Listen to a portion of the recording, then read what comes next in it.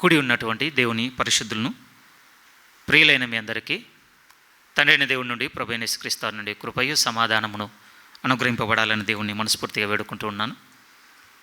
మనం పోయిన వారము ప్రారంభించుకున్నటువంటి వర్తమానంలోనే ఈ దినము మనం ముందుకు కొనసాగుదాం. ప్రియులారా, ఓర్పును గురించి దేవుని వాక్యంలో మనము చాలా సంగతులు తెలుసుకోవడానికి సిద్ధపడుతున్నామని గుర్తు చేస్తున్నాను.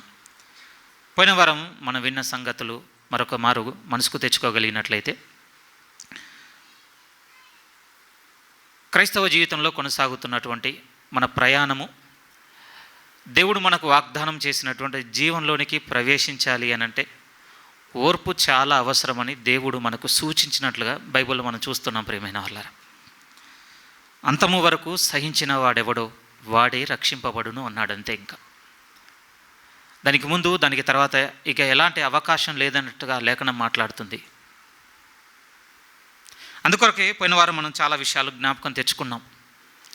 ప్రధానంగా మన మనసుకు మనం ప్రశ్నించుకున్న మాట ఏమిటి వాక్యమును బట్టి అనంటే, ప్రభు యొక్క విశ్వాస మార్గంలో నడుస్తున్న మనము దేవుని సంగతుల విషయమై ఎంత ఓర్పు లేకపోతే ఎంత ఓరిమి కలిగి ఉన్నామని ప్రశ్నించుకోవడం జరిగింది. ప్రియమైన వాళ్ళారా, మీకు అస్సలు ఓర్పు లేదని నేనేమి ఇక్కడ ఆరోపణ మీ మీద చేయటం లేదు. మీకు ఓర్పు ఉన్నది, కానీ ఆ ఓర్పు దేవుని సంబంధమైనదే కలిగి ఉన్నామా లేదా అనేది మనం ఆలోచించుకోవాలి. ఏడుపు మన జీవితంలో సహజం అండి కదా, దుఃఖం. కానీ బైబిల్లోనికి వచ్చి నూతన నిబంధనలు చూస్తే చాలా విచిత్రంగా ఉంటుంది. ప్రియమైన వాళ్ళ దేవుడే ఉంటాడు అని అంటే, నేను దైవ చిత్తానుసారమైన దుఃఖాన్నే దృష్టిస్తున్నాను అంటాడండి. అంటే మొత్తం ఏడుపు ఆపేయమని కాదు, కానీ మన జీవితంలో మనం తీసుకున్న నిర్ణయాలను బట్టి, లేకపోతే మనం చేసేటువంటి చాయిసెస్ ఉంటాయి కదా, ఎంపికలను బట్టి, వీటి వల్ల వచ్చే దుఃఖంతో మనం చేసుకుందే మనం అనుభవిస్తున్నాం కదా.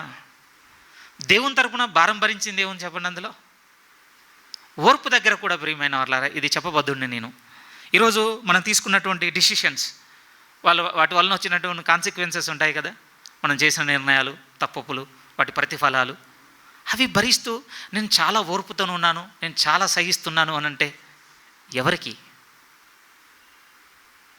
అసలు విధేయత చూపించని భార్యను నేను చాలా ఓర్చుకుంటున్నాను ఒకవేళ భర్త అనుకున్నాడు అనుకోండి, ఎంపిక అప్పుడు ఏమైంది? నేను మొత్తం మళ్ళీ రూట్స్కి వెళ్ళి దాన్ని ఏం బ్రేక్ చేయటం లేదు, కానీ నేనేమి ముందుకు తీసుకొస్తున్నాను అని అంటే దేవుడు కోరుతున్నటువంటి ఓర్పు మన యందు ఉందా లేదా అనేది ఇప్పుడు మనం ప్రశ్నించుకున్న బద్దులము. అందుకోసమే సేవకులు చెప్పే మాట ఏమిటి అంటే, ఏమండి మన క్రైస్తవ జీవితం అట ఒక షార్ట్ రన్ కాదటండి. ఒలింపిక్స్లో 100 మీటర్ అని ఒకటి ఉంటుంది, స్ప్రింట్. వేగంగా పరిగెత్తాలి. ఎవరైతే వేగంగా పరిగెత్తుతారో వారే విజేతలు అందులో. కానీ ఒక క్రైస్తవునిగా సాగుతున్న ఈ జీవితం అండి, ఇది అంత తక్కువ వ్యవధి కలిగినటువంటి పరుగు పందెం కాదు ప్రియమైన వాళ్ళ. ఇది దీర్ఘమైనటువంటి పరుగు, లాంగ్ రన్, మారథాన్ అంటుంటారు.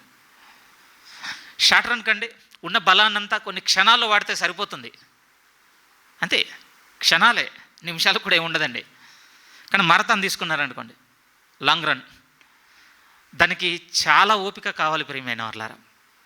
అడుగు తర్వాత అడుగు వేసుకుంటూ అది కొన్ని గంటల వ్యవధితో కూడుకున్న విషయము.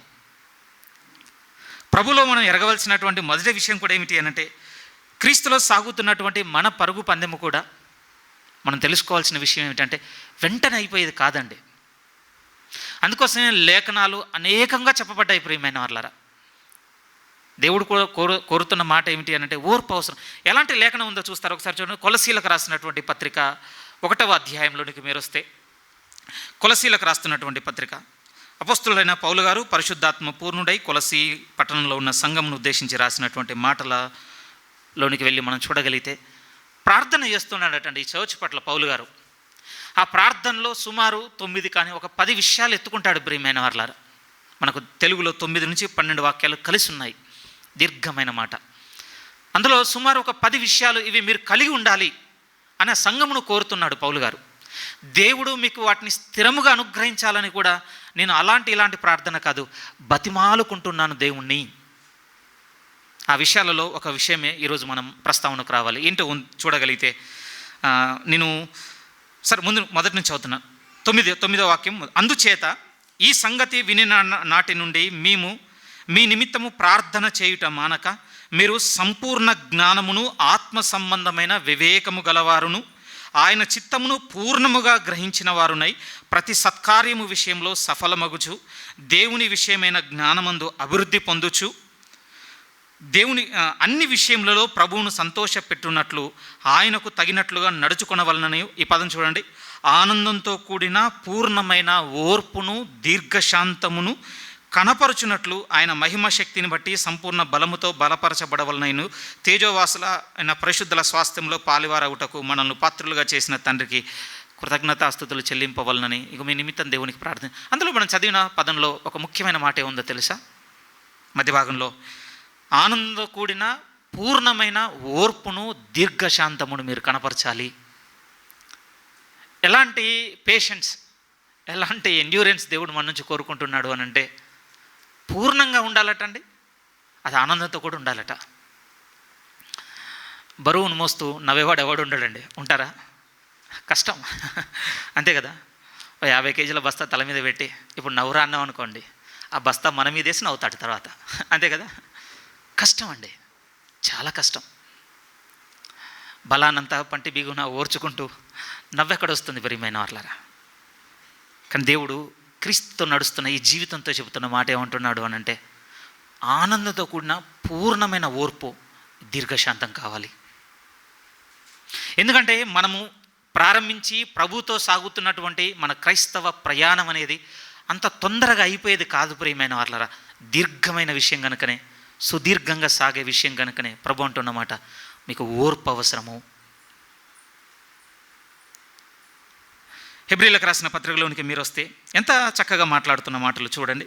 6వ అధ్యాయం, హెబ్రీలకు రాసినటువంటి పత్రిక 6వ అధ్యాయము 9 నుంచి జాగ్రత్తగా చదువుదామండి. 9 నుంచి ఇక్కడ కూడా 12 వాక్యాల వరకు తీసుకోవాలి మనం పరిగణలోనికి. హెబ్రీలకు రాసిన పత్రిక 6వ అధ్యాయం 9 నుంచి. అయితే ప్రియులారా, మీమిలాగు చెప్పుచున్నను, మీరింతకంటే మంచిదియు రక్షణకరమైనదియునైన స్థితిలోనే ఉన్నారని రూఢిగా నమ్ముచున్నాము. ఇస్తనగలమా ఈ మాటకి? మనం సంఘంలో ఉన్న మనందరం బోధిస్తున్నంత మాత్రాన నేనేమో బయట ఉన్నానని కాదు, కానీ అందరం మనసుకు తీసుకొని ఆలోచిద్దాం ఈ మాటని. ఏ మాట అనంటే అక్కడ చక్కగా ఉంది కదా, మీరింతకంటే మంచిదియు రక్షణకరమునైనదియునైన స్థితిలోనే ఉన్నారని రూఢిగా నమ్ముచున్నాను అని అంటే ఎస్ అనగలమా? అవును ప్రభు, ఇంతకు ముందు కంటే ఇప్పుడు చాలా మంచి స్థితిలో నేను ఉన్నాను ప్రభుతో. ఇంత ముందు కంటే ఇప్పుడు చాలా రక్షణకరమైనటువంటి స్థితిలోనే ఉన్నాను. అసలు డోకా లేదు, ఏమాత్రం కూడా అనుమానం లేదు, ఆ స్థితిలోనే ఉన్నాము మనం. ఈరోజు నా హృదయంలో ఒక బాధ కలిగింది ప్రియమైన వాళ్ళరా. మిమ్మల్ని బట్టి కదా, నన్ను బట్టి నాకే బాధ కలిగింది. ఏం బాధ కలిగింది అని అంటే వస్తున్న మీ అందరిని అబ్జర్వ్ చేస్తున్నానండి. ఎందుకంటే నేను ఇక్కడ బోధించడానికి నిల్చోవడానికి ముందు నేను కూడా మీ వలే వచ్చిన వాడిని ప్రియమైన వాళ్ళారా. ఇందులోనికి సేవకుడు ఈరోజు నాతో మాట్లాడతాడు, ఆ వాక్యం కావాలి, ఏం ఒక ఎగ్జైట్మెంట్ అండి నిజంగా. అంటే ఏదో దొరుకుతుంది దేవుని దగ్గర నుంచి అనడం కంటే ఏదో తెలియని ఒక ఆనందంతో హృదయం వచ్చేది ప్రియమైన వాళ్ళారా. ఇప్పుడు మీరున్నట్టుగానే నన్ను బాగా బాధ పెట్టింది ఏమిటి అని అంటే ఈరోజు అది నేను కోల్పోయానేమో బాధ కలిగిందంటే, అది నేను కోల్పోయానేమో. మీరు వస్తున్నారు ప్రియమైన వాళ్ళారా దేవుని వాక్యం కొరకు చాలా దూరం నుంచి ఇబ్బంది పడుతూ. వండర్ఫుల్, అన్ని విషయాలు బాగున్నాయి. ఇంట్లో చిన్న పిల్లల్ని పెట్టుకొని వాళ్ళని లేపి వాళ్ళని రెడీ చేసుకొని, నిజమండి ఎంత ధన్యకరం, వండర్ఫుల్. నాలో బాధ పెట్టింది ఏమిటి అని అంటే ఆ సమయంలో నాకు సంఘం నడిపిస్తున్న వారు కూడా గుర్తొచ్చి ఉన్నారు. నిజంగా మేము ఏం ఆలోచిస్తున్నాం? ఇది వరకటి కంటే ఇప్పుడు మంచిది రక్షణకరమైనటువంటి స్థితిలోనే ఉన్నామా? ఎంత మనసుకొచ్చి ప్రశ్నించవలసిన మాట అంటే ఒకసారి మీరు కూడా మనసుకు తీసుకొని ఆలోచించి చూడండి. ఇంతకు ముందు కంటే ఇప్పుడు మంచి స్థితి ఉందా ప్రభుతో? ధన్యులు. పౌలు గారు కూడా అదే అంటున్నాడు వీళ్ళతో, చాలా హ్యాపీగా ఉన్నాను మిమ్మల్ని బట్టి నేను.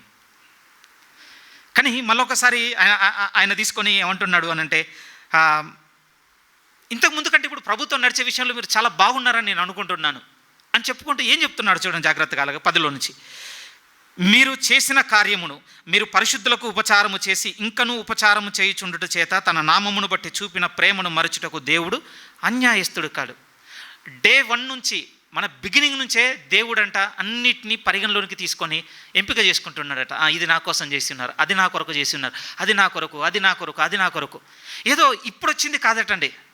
మనం ప్రభువుతో ప్రారంభమైన దగ్గర నుండి ఒక మంచి మనసుతో ఇది నా దేవునికే చేయాలన్నటువంటి ఆత్మయందు ఆశతో చేసిన కార్యాలు ఉన్నాయి కదా, వాటన్నిటిని బట్టి, ఆ చేసిన ఉపకారములన్నింటిని బట్టి దేవుడు రేపు ప్రతిఫలం ఇవ్వడానికి చాలా సుముఖతతో ఉన్నాడట. మీరు ఆలోచించండి. ఏం ఆలోచించాలి అని అంటే, దేవుని మీద ఆశతో మనం కొన్ని చేశాం. ఇది మొదటి విషయం. మనం చేస్తున్నామని దేవుడు చూస్తున్నాడు. ఎందుకంటే రేపు మళ్ళీ తిరిగి ఉపకారం చేయుటకు, లేకపోతే మనం చేసిన వాటి ప్రతిఫలం ఇచ్చుటకు దేవుడు కూడా వాటన్నింటిని చేస్తున్నాడు. మనం చేసినవి, దేవుడు మనం చేయబోతున్నవి. ఈ రెండింటి మధ్య ఒకటి కొరతగా ఉందండి. ఏమైనా గెస్ చేయగలరా? ఏం గ్యాప్ ఉందో తెలుసా? టైం గ్యాప్ ఉందండి. ఇప్పుడు మనం చేసిన ఈ ఉపకారములన్నిటికీ దేవుడు రేపు తిరిగి మనకి ఇవ్వబోతున్నవి పొందుకోవాల్సిన జీవితం ఉంది ప్రియమైన వాళ్ళారు. గ్యాప్ ఉంది మనకు. ఇంకొక మాట ముందుకు చెప్పగలిగితే, దేవుడు మనకు వాగ్దానం చేసిన వాగ్దానములు ఇంకా మనం పొందుకోలేదు. కొంచెం వ్యవధి ఉండిపోయిందండి. ఇప్పుడు కొంచెం గ్యాప్ ఉంది. ఇప్పుడు అందుకోసమే కింద మాట్లాడుతున్నాడు. ఇప్పుడు 11, 12 చూడండి, దాని గురించే. ఆ గ్యాప్లో ఎలా ఉండమని చెప్తున్నాడు చూడండి. మీరు మందులు కాక విశ్వాసము చేతను ఓర్పు చేతను వాగ్దానమును స్వతంత్రించుకున్న వారిని పోలి నడుచుకున్నట్లుగా మీలో ప్రతి వాడును మీ నిరీక్షణ పరిపూర్ణమగు నిమిత్తము మీరు ఇది వరకు కనపరిచిన ఆసక్తిని తుదమట్టుకు కనపరచవలనని నేను ఎంతో కోరుకుంటున్నాను మిమ్మల్ని బట్టి. ఒక చిన్న విషయం ఎక్స్పోజ్ అవుతున్నాను, నాకు నిన్న దొరికిపోతున్నాను. ఒక 4 ఏళ్లలోనే నేను తేలిపోయానని తెలిసిపోయిందండి. ఏ 4 ఏళ్ళు అనంటే, వచ్చి విని వెళ్ళిపోయేవానిగా ఉన్నప్పుడు నా ఆత్మ ఎందు ఒక ఆతృత ఉండేది ప్రియమైన వాళ్ళారా. ఈరోజు దేవుని సంగతి తెలుసుకోవాలన్నటువంటి ఆశ లోతుగా ఉండేది.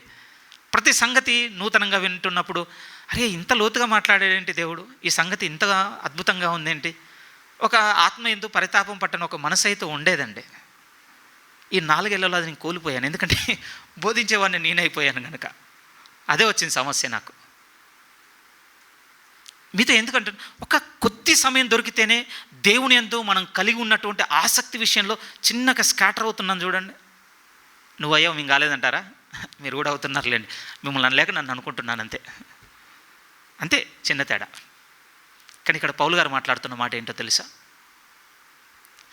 వాగ్దానములను స్వతంత్రించుకుని వారు ఒక మనసుతో సాగరాట వాళ్ళు బతుకున్నంత కాలం. కేవలం విశ్వాసం ఉంటే మాత్రమే మనకు వాగ్దానాలు వచ్చేవి ప్రియమైన వాళ్ళారా. కొంచెం ఇబ్బందిగా ఉన్నమాట రైట్. ఎందుకంటే హెబ్రీ మనం 6, 11, 12 దాన్ని విభేదిస్తుంది. ఏమన్నాడు తెలుసా? విశ్వాసమునకు ఏమి తోడైతే రేపు స్వతంత్రించుకోగలమాట అంటే ఓర్పున్నప్పుడే. మళ్ళీ చూస్తారా మాటను ఎంత చక్కగా ఉంచండి. 11 మీరు మందులు కాక, దాని గురించి మాట్లాడుకుందాం మళ్ళీ వెనక్కి వచ్చి. కానీ మీరు మందులు కాక విశ్వాసము చేతను ఓర్పు చేతను వాగ్దానములను స్వతంత్రించుకొనిన వారిని పోలి నడుచుకున్నట్లుగా మీలో ప్రతి వాడును మీ నిరీక్షణ పరిపూర్ణమగు నిమిత్తము మీరు ఇది వరకు కనపరిచిన ఆసక్తిని తుదమట్టుకు కనపరచవలనని అపేక్షించుచున్నాను. చూడండి, ఎవ్వరు కూడా ఎగ్జంప్షన్ కాదు ఇక్కడ. ప్రతి వాడు. మా హస్బెండ్ చాలా దేవునికి చాలా ఫెయిత్ఫుల్గా ఉన్నాడు, ఆయన చాలా ఆశతో ఉన్నాడు, ఆ ఈగర్నెస్ మేము చూస్తున్నాం, ఓకే అని అంటే లేదండి, నో అట్లేం లేదు అసలు దేవుని దగ్గర. లేదు నా భార్యకు చాలా ఆసక్తి, నన్ను పట్టుకొచ్చిందే నా భార్య, ఆమె చక్కగా ప్రార్థనలో ఉంటుంది, ఉదయం లేవగానే ప్రార్థన చేసుకుంటుంది, సమయం దొరకగానే బైబిల్ చదువుకుంటుంది, నాకు పని ఉంటుంది, తిరుగుతున్నాను, ఉద్యోగము, ఎదుగుదల, ఇదంతా నాకు కుదరటం లేదు, సరే సండే తప్పక నా భార్యతో వస్తానంటే అవసరం లేదు. అది ఆసక్తి కానే కాదు. ఆయనకు ఎవరు కావాలట అంటే ప్రతి వాడును తుదమట్టుకు కావాలట ప్రియమైన వాళ్ళారా, తుదమట్టుకు. ఎందుకంటే మీరే ఆలోచించండి, ఏమనిపిస్తుందంటే మనకు ఎవరైనా చిన్న హెల్ప్ చేశారనుకోండి, యాజ్ ఎ క్రిస్టియన్గా ఈ కొంత వాక్యంలో నడిచే మనకు ఏమైనా ఆరాటం ఉంటుంది అంటే రీపే చేయాలని మనసు ఉంటుందండి. ఏ విధంగానైనా సరే ఎక్కడో ఒక దగ్గర తిరిగి నేను పొందుకున్న ఉపకారానికి ప్రత్యుపకారం చెల్లించాలి. మనిషిగా మనకే ఇంత ఆశ ఉంటే పరిశుద్ధుడైన దేవునికి ఎంత మనసు ఉంటుండొచ్చు. నిన్న మనం చేయకపోవచ్చు, 1 సంవత్సరం నుంచి చేయకపోవచ్చు. 2 కారణాలు, అయితే మీ పరిస్థితులు, లేకపోతే మీ భక్తిహీనత. ఈ 2 కారణాలను బట్టి ఒక 1 ఇయర్ నుంచి దేవునితో మన రిలేషన్ ప్రాపర్గా ఉండకపోవచ్చు. కానీ దానికి బిఫోర్ మనం చేసినవి ఉన్నారా, వాటిని కూడా చెల్లించడానికి ఆయన మనసుతో ఉన్నాడు. ఎస్, నిజం ప్రియమైన వాళ్ళారా. ఎందుకంటే మనం విశ్వాసం మనుషుల మీద కట్టుకున్నాం అనుకోండి, మనుషులు చెదిరిపోగానే ఇక విశ్వాసం నుంచి చెదిరిపోతున్న వాళ్ళు చాలామంది ఉన్నారండి. వారు అనుకున్నది ఏమిటి అని అంటే, అయ్యో ఏదో అనుకొని ఎంతో దేవుని కొరకు ప్రయాసం పెట్టాం, మా ఎదుగుదలనంతా వదులుకొని చాలా వ్యయపరిచాం, కానీ అంతా మనిషికి వెళ్ళిపోయింది, మొత్తం నిష్ప్రయోజనం అయిపోయింది, ఇంకెందుకు అసలు దేవుని చేయడం అని పక్కకు తప్పుకున్న వాళ్ళు బోల్డ్ ఎంతమంది. కానీ దేవుడు అలాంటి వాడు కాదు ప్రియమైన వాళ్ళారా. ఆయన అన్ని ఇవ్వాలనుకుంటున్నాడు తిరిగి. కాకపోతే ఏం చేశాడంటే, మనం చేసిన దానికి తిరిగి ఆయన రేపు ఇవ్వబోతున్న దానికి మధ్య వ్యవధి ఉందండి, కొంచెం గ్యాప్ వచ్చేసింది. ఈ గ్యాప్లో ఏమైపోయాము అంటే మందులం అవుతున్నాము. ఒక విధంగా నీరసించిపోతున్నవారు కొంతమంది, పట్టించుకోకుండా నిర్లక్ష్య పెడుతున్నవారు కొంతమంది, చేస్తే ఎవరికి లాభం అనుకునేవారు కొంతమంది, నేను నా జోబుల డబ్బులు ఖర్చు పెట్టి దేవుని కొరకు వ్యయపరిస్తే లాభపడుతుంది ఇంకోడండి, నాకు వచ్చిన ప్రయోజనం ఏంటని అనుకునేవారు ఇంకొంతమంది. నేను విశ్వాసంలో మందులు అవుతున్న దానికి కొంచెం గుర్తులు చెప్తున్నాను మీకు, అంతే. కానీ ఇక్కడ నుంచి మనం స్థిరంగా నేర్చుకోవాల్సిన మాట ఒకటి ఉంది. దేవుడు ఏమంటున్నాడంటే, మీరు విశ్వాసము చేతను ఓర్పు చేతనే స్వతంత్రించుకోగలరని చెప్తున్నాడు దేవుడు. రక్షణ మన వాగ్దానం ప్రియమైన వాళ్ళారా. నేను బాప్తిజం తీసుకున్నప్పుడు మొత్తం దొరికింది అనుకోకండి, అప్పుడు మొదలైంది, రేపు ప్రభు వచ్చినప్పుడు పరిపూర్ణం కాబోతుంది. మరి ఆ వాగ్దానం స్వతంత్రించుకోవాలి అని అంటే మనకు విశ్వాసము కావాలి, దానితో ఓర్పు తోడైతేనే రేపు మనం స్వతంత్రించుకోగలము. అందుకోసం అక్కడ రాస్తున్న భక్తుల జాబితా కూడా ఆయన అంటున్న మాట ఏమిటంటే, వాటిని స్వతంత్రించుకున్న వారిని పోలి నడుచుకోండి మీరు. అందుకోసం నూతన నిబంధనలు పలుమార్లు మనం గుర్తు చేసిన మాట, ఎక్కువసార్లు మనం పోయిన వారం కూడా గుర్తు చేసుకున్నమాట. అంటే సహించిన వారిని ధన్యులు అనుకొంచున్నాం కదా. అక్కడ ముందు చెప్పిన మాట ఏంటో అంటే, సహనము లేకపోతే ఓర్పుకు గుర్తుగా ఉన్నటువంటి మీరు ప్రవక్తలను జ్ఞాపకం చేసుకోండి. వాళ్ళ జీవితంలోనికి వెళ్ళి మనం చూస్తే కనపడేది ఏమిటి అంటే, ఓర్పు చేతను విశ్వాసము చేతను వాగ్దానములు స్వతంత్రించుకున్న వారు కనపడతారండి. ఎగ్జాంపుల్గా చెప్పమంటే అబ్రహాం గారిని ముద్దు పెట్టుకోవచ్చు. పిలిచింది ఎప్పుడు అనుకుందాం, మనకు రాయబడినట్టుగానే 75కు, ఇచ్చింది ఎప్పుడు 100కు. ఎన్నేళ్ళు వెయిట్ చేశాడో తెలుసా? 25 years. విశ్వాసము చేతను ఓర్పు చేతను. ఒకసారి ఆలోచిద్దాం. మన జీవితంలో మనకు కావాల్సిందనే దేవుడు 25 సంవత్సరాలు ఇవ్వకుండా ఆపితే ఉండగలం అక్కడే. ఒక సేవకుడు చాలా లోతైన మాట అని ఉన్నాడండి. బాగా కష్టమైన విషయం ఏంటంటే, దేవుడు మనం ఓర్చుకోవడానికి ఎంత వ్యవధి పెట్టాడో మనకు తెలియదట ప్రియమైన వాళ్ళారా. అది గుర్తుపట్టడం చాలా కష్టం అట అండి. ఆ సేవకుడు అన్నమాట ఏమిటంటే, ఉదాహరణకి నీకు ఒకటి అవసరం ఉండి నువ్వు దేవుడిని అడుగుతున్నావు, కానీ దానికి దేవుడు నువ్వు ఓర్చుకోవాలని పెట్టిన సమయం ఎంత అంటే ఒక 6 నెలలు. కానీ ఒక 5 నెలలు గడవగానే మనం వదిలేసామనుకోండి, అయిపోయింది ఇంకంతే. ఇది చాలా కష్టం అండి, పట్టుకోవడం చాలా కష్టం. ఎంతకాలము నేను ఓర్చుకోవడానికి, నాలో ఓర్పు కొనసాగడానికి దేవుడు సమయం కేటాయించాడో తెలుసుకున్నట చాలా కష్టం ప్రియమైన వాళ్ళారా. మరి అలా అయితే ఎలా అనంటే, దేవుని వాక్యంతో నడిస్తే చాలా విషయాలు మనకు బోధపడతాయండి. ఈవెన్ ఇదే పత్రిక ఇంకొక మాట దగ్గరికి రండి. హెబ్రీలకు రాసినటువంటి పత్రిక 12వ అధ్యాయంలోనికి మీరు వస్తే, హెబ్రీలకు రాసిన పత్రిక 12వ అధ్యాయం, ఇక్కడ కూడా మనం గుర్తు చేసుకోగలిగితే సేమ్ అదే విషయాన్ని రాస్తున్నట్టుగా ఉంటుంది. మొదటి నుంచి జాగ్రత్తగా చూడగలిగితే హెబ్రీలకు రాసిన పత్రిక 12వ మొదటి నుంచి, ఇంత గొప్ప సాక్షి సమూహము మేఘము వలె మనలను ఆవరించి ఉన్నందున మనము కూడా ప్రతి భారమును సులువుగా చిక్కులు పెట్టు పాపమును విడిచిపెట్టి విశ్వాసమునకు కర్తయు దాన్ని కొనసాగించేవాడినైన యేసు వైపు చూచుచు మన ఎదుట ఉంచబడిన పందెములో ఓపికతో పరిగెత్తుదుము. ఇక్కడ నుంచి తీసుకొని సేవకులు చెప్పే మాట, మనది కొద్ది వ్యవధిలో అయిపోయేటువంటి పరుగు కాదు, ఒక దీర్ఘకాలం నడిచేటువంటి పరుగు ప్రభుతో. ఇక్కడ కూడా గుర్తు చేస్తున్న మాట ఏంటో, ఓపికతోనే పరిగెత్తడానికి అవకాశం ఉంది అంతే. ఇంకా నేను చాలా క్విక్గా నేను రీచ్ అయిపోతాను అని అంటే, చాలా క్విక్గా పరిగెత్తిన వాళ్ళు చాలా క్విక్గా కింద పడిపోతున్నారండి. ఎగ్జాంపుల్ కావాలంటే మీ ముందు నిలబడ్డాడు కూడా, అందులో చాలా వేగంగా పరిగెత్తాలనుకున్నాను, వేగంగానే పడిపోయాను. అప్పుడప్పుడు మనం ఇంట్లో ఉన్నాం అనుకోండి, ఇలా విండో తీసి అలా ఆకాశం వైపు చూడగానే మబ్బులు చాలా కనపడుతుంటాయండి, కుప్పలు కుప్పలుగా కనపడుతుంటాయి. ఓర్పు మనం అలవర్చుకోవడానికి దేవుడికి రాస్తున్న మాట కూడా ఎలా ఉంది అని అంటే, లిటరల్గా విండో తెరిచి ఆకాశం వైపు చూస్తే నీకు మేఘాలు ఎలా కనపడతాయో, బైబిల్లో నేను నాతో నడిచిన వారిని అలా నియమించేశాను. అందుకోసం మేఘం వలె వారు మనల్ని ఆవరించి ఉన్నందున అది నాకు కొంచెం నూతనంగా అనిపించిందండి. అప్పుడప్పుడు వాటిని చూసినప్పుడు కూడా గుర్తు రావాలి.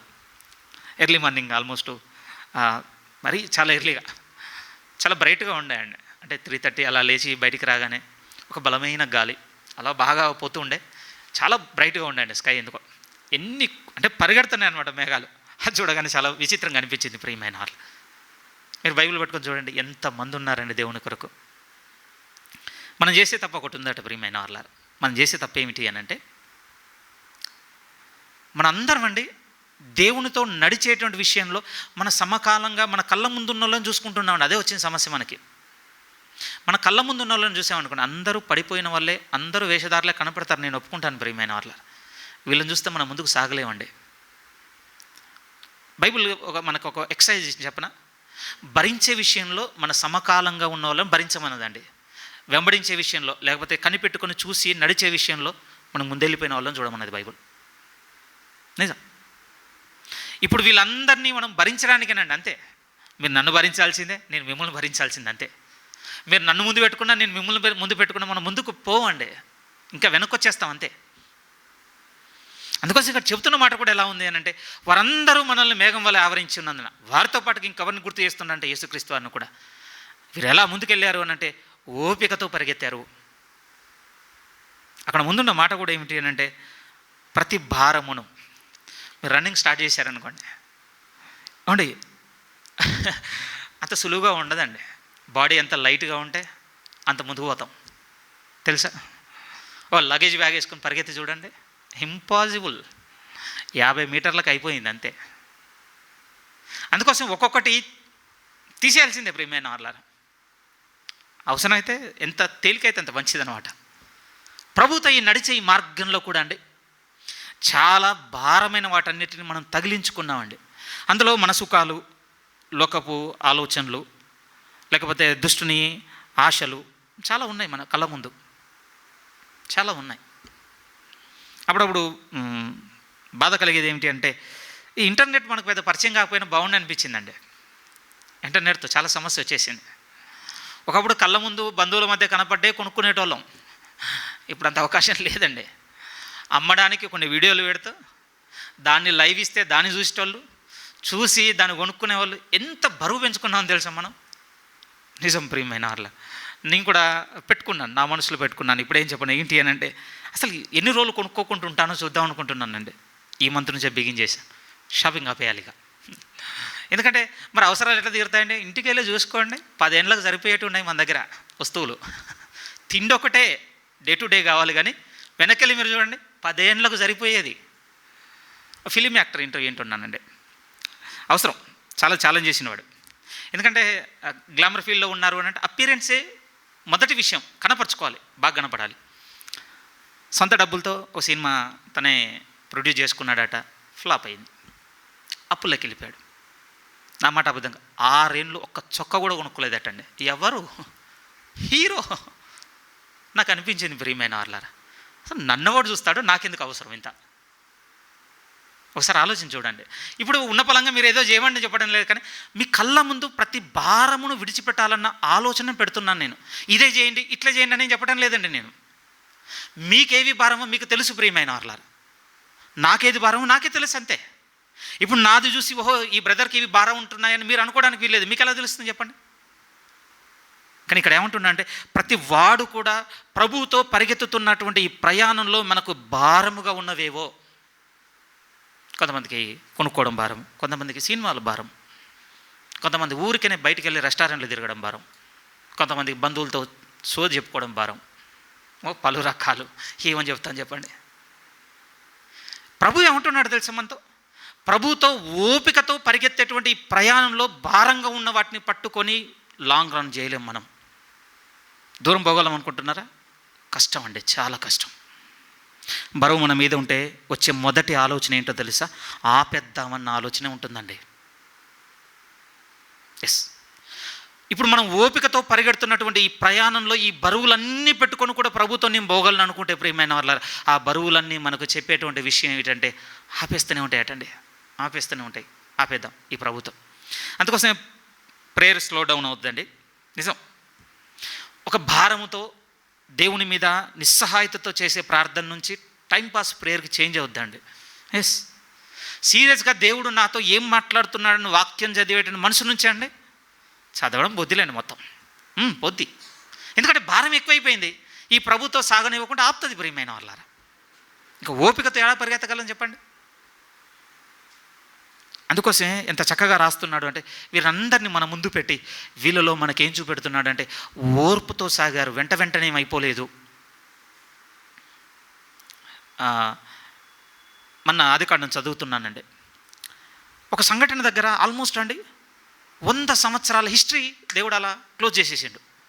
నియర్లీ 100 years ఉందండి అక్కడ. నాకు అనిపించింది బైబిల్ రఫ్గా చదువుకుంటూ వస్తున్నప్పుడు ఒకటే ఈ అధ్యాయంలో దేవుడు ఇది చేసిండు, ఇంకో అధ్యాయంలో అది చేసిండు, ఇంకో అధ్యాయం అంటే వెంటనే అయిపోయినట్టుగా ఉంటుందండి చదువుతున్నప్పుడు. కానీ మనం కోల్పోయింది ఏంటో తెలుసా, వాక్యంలో నడుస్తున్నప్పుడు ఎంతో కాలము దేవుని దగ్గర వీరు కనిపెట్టుకుంటే ఇవి ఇచ్చాడు కదా అన్నటువంటి ఆలోచన నెమ్మదిగా పోయింది ప్రియమైన వాళ్ళారు మనలో నుంచి. సేవకులు ఇక్కడ నిలబడి ఇది ఇన్నేళ్ళకి జరిగింది, అది అన్నేళ్ళకి జరిగిందని వాళ్ళు చెబుతుంటే మనం టైంని నోటీస్ చేస్తున్నాం తప్ప బైబిల్ చదువుతున్నప్పుడు మనం టైం నోటీస్ చేసామా? పోయిందండి. అంటే ఇప్పుడు కూర్చొని టైం అంతా మిమ్మల్ని డ్రా చేసుకోమంటామని నేను అన్నాను. కానీ నేనేమంటున్నానంటే ఆ ఓపికతో వీళ్ళు కనిపెట్టుకున్నారన్నటువంటి ఆలోచన లేకుండా త్వరగా అయిపోతున్నాయి. అలా జరగలేదటండి.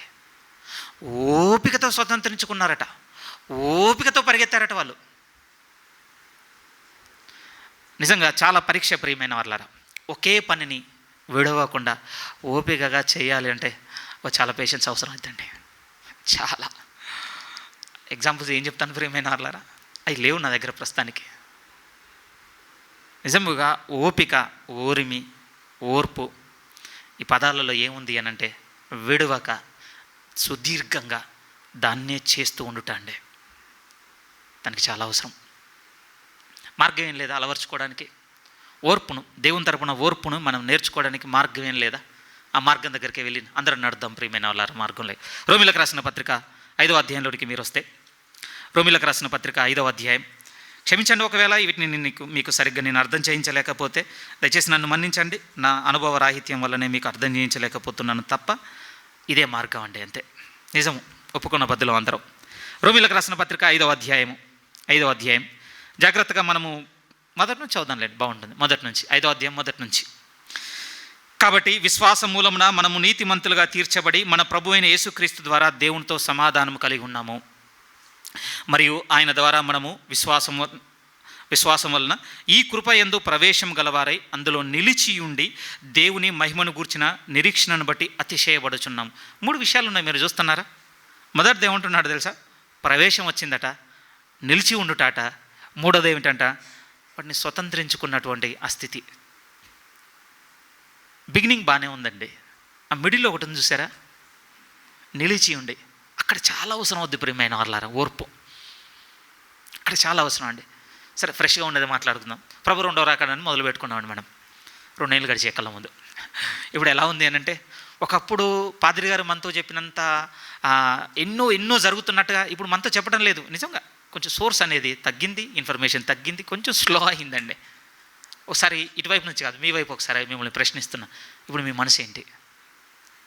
చాలా వేడిగా ఉన్నప్పుడు, వేడిగా బోధిస్తున్నప్పుడు ఏదో అయిపోతుందని అందరం భయం తెచ్చుకున్నాం. ఇప్పుడు అడుగుతున్నమాట, ఇప్పుడేంటి మన మనసు? వాటిలో నిలిచి ఉండాలని ఉందా? ఓకే, ఒక ఫ్లోలో వచ్చేసినాయి, ఆ ఫ్లోలో విన్నాం, ఆ ఫ్లో తగ్గింది, స్లో అవుదాం.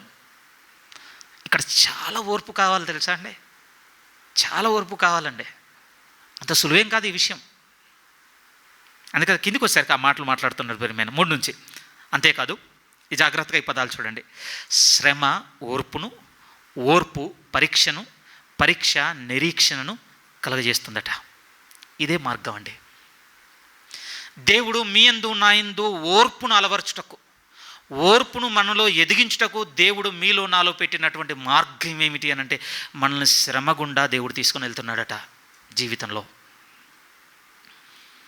ఎప్పుడు చెప్పలేదు మీకు? చర్చ్లో ఒక సహోదరుని సాక్ష్యం నన్ను బాగా ఛాలెంజ్ చేస్తుందండి. సహోదరుడు కోరుకునే మాట ఏమిటి అంటే, తొందరగా దేవుడు నన్ను ఎదిగించేయాలని నేను అసలు కోరుకోవటం లేదన్న. చాలాసార్లు మాట్లాడుతున్నప్పుడు మాట్లాడుతున్నాను. ఎందుకంటే ఇప్పుడు దాన్ని హ్యాండిల్ చేసేటువంటి బలము, శక్తి నాకు ఇప్పుడు లేదు. అది నాకు ఇస్తే ఖచ్చితంగా నేను పడిపోతా.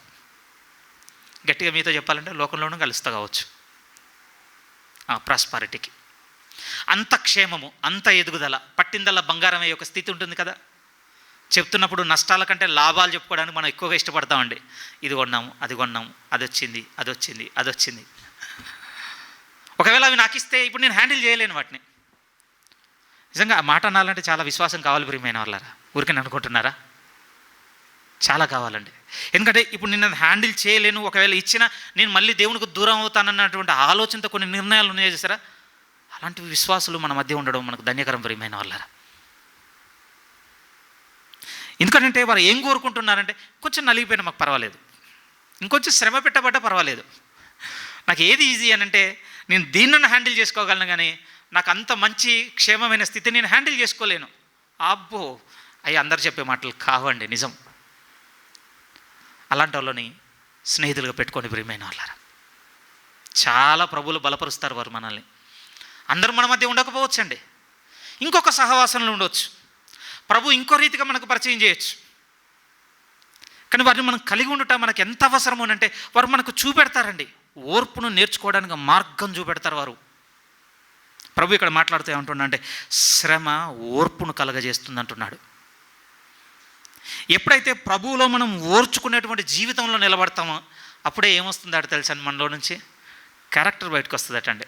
తెలుగులో మనకు యాక్చువల్లీ ఫుట్ నోట్ రాంగ్ ప్లేస్లో పడిందండి. ఇక్కడ మనకు నిరీక్షణ దగ్గర 2 నెంబర్ వేసి కింద శీలం అని రాశారు, కానీ ఆ 2 నెంబరు పరీక్ష నా దగ్గర పడి ఉండాల్సిందండి. ఎప్పుడైతే ప్రభువులో మనం ఓర్చుకునేటువంటి గుణంతో ఉంటామో ఆ ఓర్పే మనలో నుంచి ఏం బయటికి తీసుకొస్తుంది, ఒక ప్రూవెన్ క్యారెక్టర్ అండి. నిరూపింపబడినటువంటి ఒక వ్యక్తిత్వమును, ప్రభువులో నిలిచి ఉన్నటువంటి ఒక శీలంను చూపెడుతుంది. మీకు అర్థం కావడం చెప్తాను. ఉదాహరణకండి, ఈరోజు బాప్తీసం తీసుకున్నాను, రేపే ₹1,00,000 తీసుకొచ్చి ఇచ్చాను అనుకోండి, నాకు క్యారెక్టర్ ఏం లేదు అందులో. నిజం తెలుసా, ఏం లేదు. కొన్ని ఒక 10 years ప్రభుత్వం నడిచిన తర్వాత, ఒక 10 సంవత్సరాలు నడిచిన తర్వాత వాళ్ళు తీసుకొచ్చి ప్రభుకి ఇచ్చారు అనుకోండి, అందులో ఏముందో తెలుసా అండి, ఒక ప్రూవెన్ క్యారెక్టర్ ఉందండి. ఎందుకంటే రేపే లక్షిస్తా, ఎల్లుండి ఇంకో దగ్గర పోతాను నేను, అయిపోయింది అంతే. ఏది నాలో? ఈ ప్రభువుతో నిలిచి ఉండాలన్నటువంటి పరీక్షకు నిరూపింపబడినటువంటి వ్యక్తిత్వం ఏది నాలో? ఎవరు వీళ్ళంతా అనుకుంటున్నారు, మన బిగినింగ్ అంతా ఇదే కదండి, మన బిగినింగ్ అంతా ఇదే. స్టిల్ రిమెంబర్ అండి, ఇప్పటికి నాకు బాప్తీసం తీసుకున్న మొదటి 2 సంవత్సరాలు అయిన దానికి కాని దానికి దేవుని కోసం డబ్బులు అనగానే బయటికి చేయొచ్చేదండి. టుడే ఈరోజు ఏంటి చెప్పండి, ఈరోజే ప్రూవెన్ క్యారెక్టర్ ఉంది మీ దగ్గర. ఆ రోజుది కాదండి అది. నేను దాన్ని తప్పు పట్టడం లేదు, అది దేవునికి అర్పింపబడలేదేమో ఆరోపణ చేయటం లేదు, కానీ అందులో మన నిరూపింపబడినటువంటి శీలం లేదు ఆ రోజు మనలో. ఎందుకు లేదు అంటే ఓర్చుకోలేదండి ప్రభువుని, ఒక ఫ్లోతో వచ్చాం. కానీ ఇప్పుడు జీవితంలో ఎదురైనటువంటి పరిస్థితులు, శ్రమలు, ఇబ్బందులు, నిర్ణయాలు, పెట్టుబడులు, నష్టాలు, దుఃఖాలు, సంతోషాలు, కోల్పోవడాలు, పొందుకోవడాలు, జీవితంలో ఇన్ని వచ్చేసరికి ఈ పరీక్షలన్నీ మనలో ఏమలా వచ్చాయంటే ఈ ప్రభువుతో ఉండాలా ఉండొద్దన్నటువంటి నిర్ణయానికి చాలా ఓర్పునిచ్చేసాయి. చాలా బాగా నడిచాను ఈ ప్రభుతో, ఎందుకు నాకు ఈ సంవత్సరం ఇంత తీరని నష్టాన్ని ఇచ్చాడు, ఇస్తే ఇచ్చాలే, నా మేలుకే చేసిండు, అయినా ఈ ప్రభుతో నేను ఉంటానన్న దాంట్లో ఓర్పు ఉందండి. ఏంటి దేవా ఈ పరిస్థితి, నాకెందుకు ఇలా చేస్తున్నావు, నేను చేసిన తప్పేంటి, ఇంకెంతకాలం వెయిట్ చేయాలి. ఇందులో ప్రూవెన్ క్యారెక్టర్ లేదు ప్రియమైన వాళ్ళారా, అక్యూజింగ్ క్యారెక్టర్ ఉంది అందులో. నిజం, నిందించేటువంటి వ్యక్తిత్వం అది, అంతే కదా. రోమపత్రిక 5:3 నుంచి మనం నేర్చుకోవాల్సిన బలమైన సత్యం ఏమిటంటే దేవుడు మీ యందు నా యందు ఓర్పు అలవడుటకు ఆయన పెట్టిన మార్గం ఏముంటుందంటే శ్రమ ఓర్పును తీసుకొని వస్తుంది. ఎగ్జాంపుల్ యోబు అండి, అంతే కదా. ఒకసారి యాకోబు పత్రిక చదువుకుందాం. యాకోబు పత్రిక 5వ అధ్యాయం, యాకోబు పత్రిక 5వ అధ్యాయం. ఆయన గుర్తు చేసుకుందాం ప్రియమైన వాళ్ళరా. 2 వ్యక్తులను ఈరోజు సాధ్యమైతే 2 లేకపోతే 3 తీసుకుందాం ఓర్పు కోసం. చూడండి, యాకోబు పత్రిక 5వ అధ్యాయం. మళ్ళీ నెక్స్ట్ వీక్ కూడా ఇదే కాంటెక్స్ట్లోనికి వస్తాం, ఎందుకంటే నెక్స్ట్ వీక్ 2వ రాకడ విషయంలో మాట్లాడుకోబోతున్నాం కనుక చాలా స్థిరంగా 7వ వాక్యం నుంచి తీసుకొని వస్తాను. కానీ 10 నుంచి చదువుతున్నాను ఇప్పుడైతే. 10 యాకోబు పత్రిక 5వ అధ్యాయం 10. నా సహోదరులారా, ప్రభువు నామమున బోధించిన ప్రవక్తలను శ్రమానుభవమునకును ఓపికకును మాదిరిగా పెట్టుకొనండి. సహించిన వారిని ధన్యులను కొనుచున్నాము కదా. మీరు యోబు యొక్క సహనమును గూర్చి వింటిరి. ఆయన ఎంతో జాలియు కనికరము గలవాడని మీరు తెలుసుకొని ఉన్నారు. ఇలా చదివిన తర్వాత ఒక సేవకుడు అడిగిన మాట నన్ను ఏమిటి అంటే, ఆయన శర్మన్లో అడిగిన మాట, తెలుసుకున్నావా నీవు అని అడిగాడండి. ఈరోజు నేను మిమ్మల్ని కూడా అడుగుతున్నాను, తెలుసుకున్నాము మనం? యోబు యొక్క సహనమును తెలుసుకున్నామా? ఎక్కడి నుంచి వచ్చిందండి అంత సహనం ఆయనకి? దేవుడు ఆయన జీవితంలో పెట్టిన శ్రమ, ప్రియమైన వాళ్ళ. నేను ఒక మాట చెప్తానండి. ఇప్పటి నుంచి నా మాట నేను చెప్తున్నట్టుగా కాదు, కానీ మీరు కూడా అలవాటు చేసుకోండి. యోబు గారి యొక్క శ్రమ మీకు అర్థం కావాలంటే మొదటి అధ్యాయం ఒకటే చదివి క్లోజ్ చేయకండి. ఎందుకంటే నేను కూడా పోయిన వారు అదే చేయించాను. ఎందుకంటే యోబు బుక్ అంత చదివించలేను కదా, ఛాలెంజింగ్ అండి. నేను అప్పుడప్పుడు ఇంట్లో కూడా అనేది నాకైతే చాలా లాంగింగ్ ఉందండి. ఇది ఒక సేవకుడు చెప్పిన మాట. ఆయన అన్నాడు ఏమిటంటే, చర్చ్ అంతా వచ్చి కూర్చుందంట, ఈరోజు ఏదో మాట్లాడబోతున్నాడు సేవకుడు అని.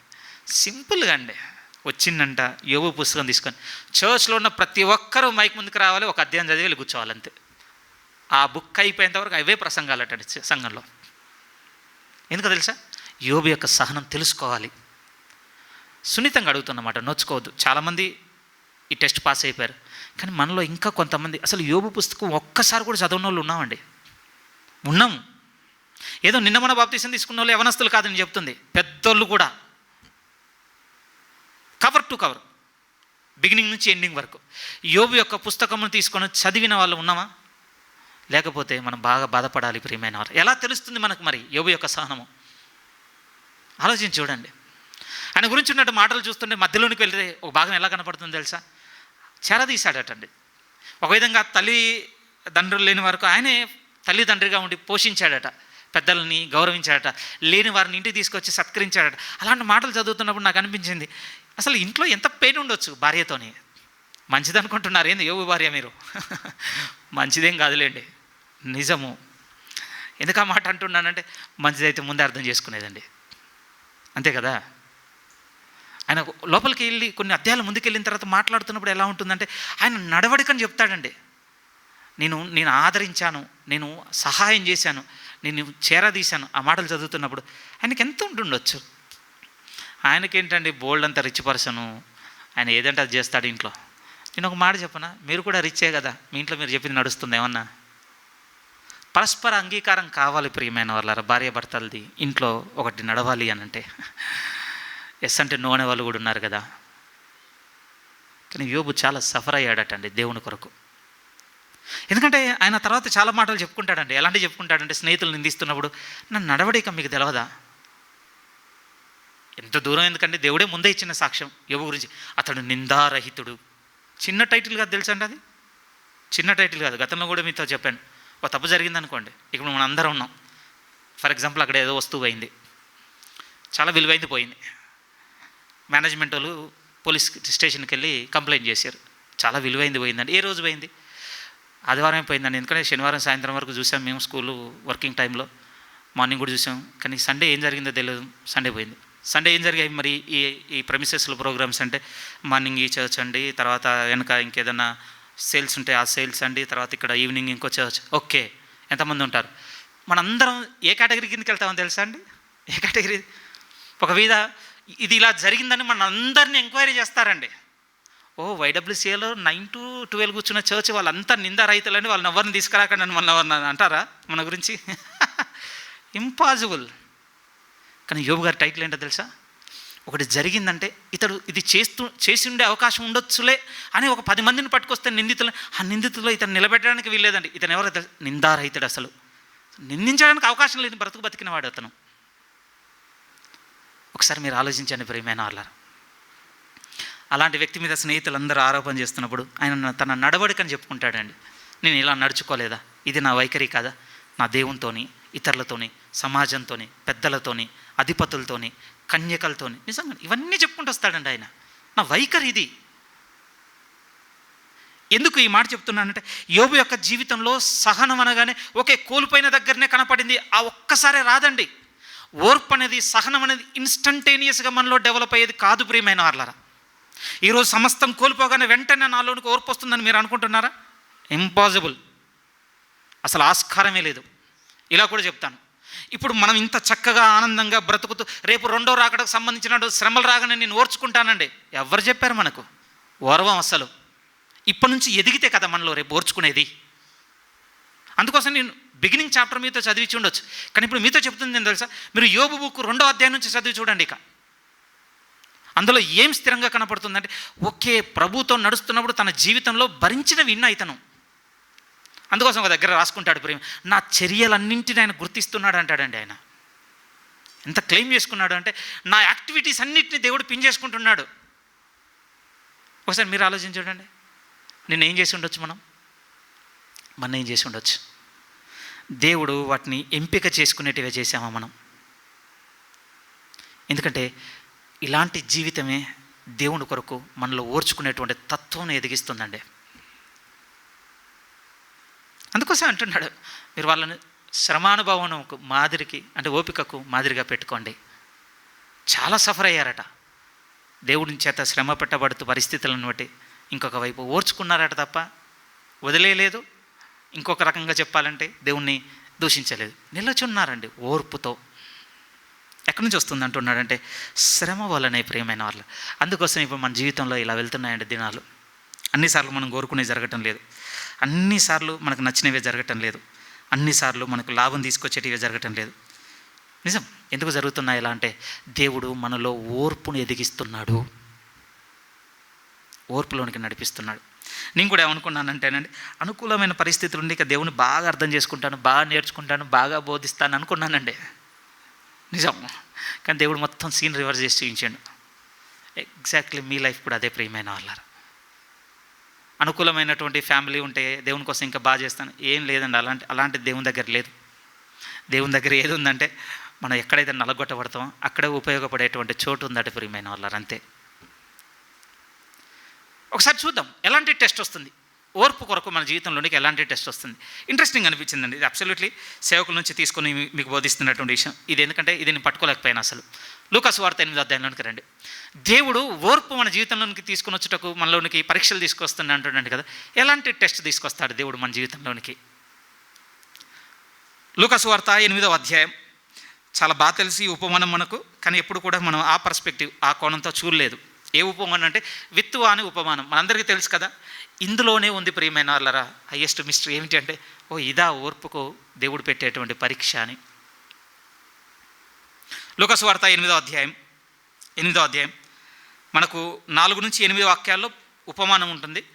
ఆ ఉపమానం తర్వాత 11 నుంచి 15 వాక్యాల్లో దాని వివరణ ఉంటుంది. వివరణ చదివేద్దాం. ఈ ఉపమాన భావమేమనగా, లూకా సువార్త 8వ అధ్యాయం 11 నుంచి. ఈ ఉపమాన భావమేమనగా, విత్తనము దేవుని వాక్యము. త్రోవ పక్క నుండి వారు వినువారు కానీ నమ్మి రక్షణ పొందకుండానట్లు అపవాది వచ్చి వారి హృదయంలో నుండి వాక్యం ఎత్తుకొని పోవును. రాతి నేల నుండి వారెవరనగా వినునప్పుడు వాక్యము సంతోషంగా అంగీకరించేవారు కానీ వారికి వేరు లేనందున కొంచెము కాలము నమ్మి శోధన కాలంలో తొలగిపోదురు. ముండ్ల పొదలలో విత్తబడిన వారు ఎవరనగా విని కాలము గడిచిన కొలది ఈ జీవన సంబంధమైన విచారముల చేతను ధనభోగముల చేతను అణిచివేయబడి పరిపక్వంగా ఫలింపనివారు. బట్ 15th verse, మంచి నేల నుండి విత్తనమును పోలిన వారు ఎవరనగా యోగ్యమైన మంచి మనసుతో వాక్యమును విని దాన్ని అవలంబించి ఓపికతో ఫలించువారు. ఈ ఉపమానంలోనే ప్రభు వెల్లడి చేశాడు ప్రియమైన వాళ్ళ, ఎలాంటి పరీక్షలు పెడతాడు దేవుడు మనలో ఓపిక ఎదుగుటకు. 2 రకాలుగా పెడతాడటండి. ఒకటేమో హార్డ్ టెస్ట్, ఇంకోటేమో ఈజీ టెస్ట్ ప్రియమైన వాళ్ళ. నిజం. ఈ 2 వర్గాల్లో మన లైఫ్ తేలిపోద్దండి ఇప్పుడు.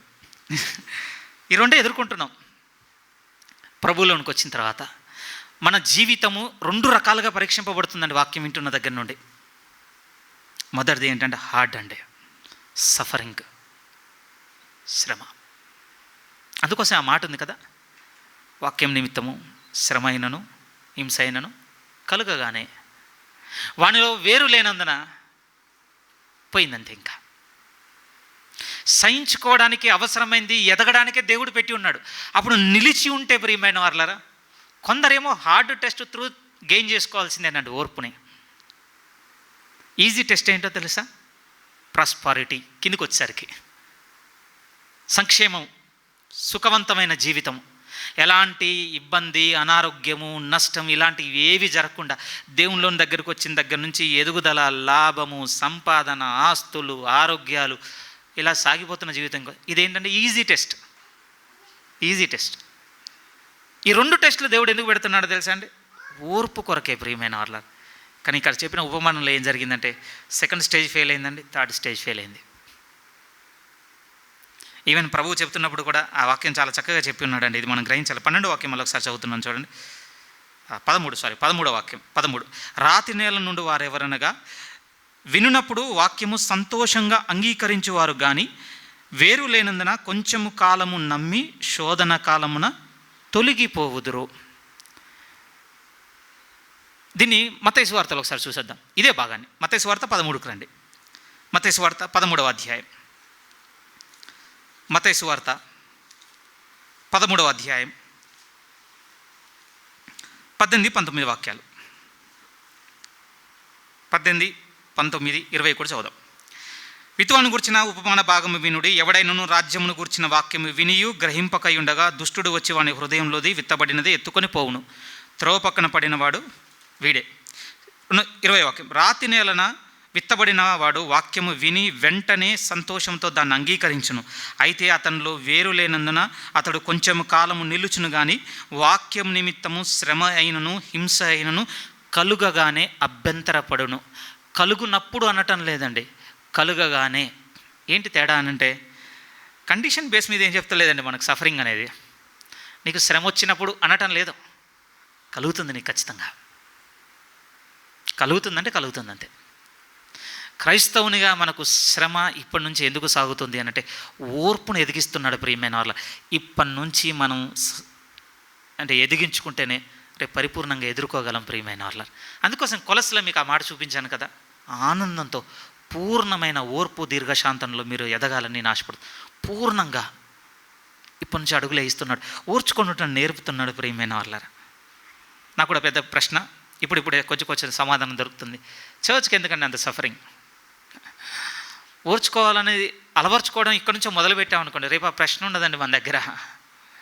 మేము ఇంత చేసాం కదా, ఇంత ఇచ్చాం కదా దేవుని కొరకు, ఇన్ని వదిలేసి వచ్చాం కదా లోకంలో నుంచి, అవన్నీ మాకు శ్రమలే కదా, మళ్ళీ కొత్తగా శ్రమ ఎందుకు?